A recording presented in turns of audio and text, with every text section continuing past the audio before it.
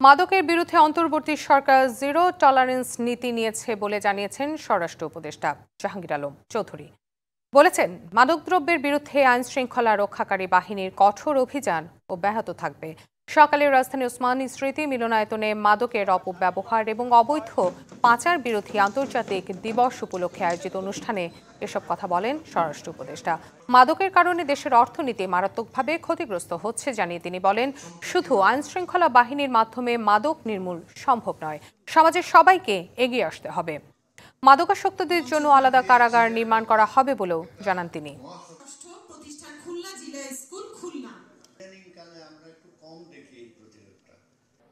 মাদক দ্রব্যের অপব্যবহার ও অবৈধ পাচার একটি বহুমাত্রিক সমস্যা, যা শুধু আইনের প্রয়োগ দ্বারা সমাধান করা কোনোভাবেই সম্ভব নয়।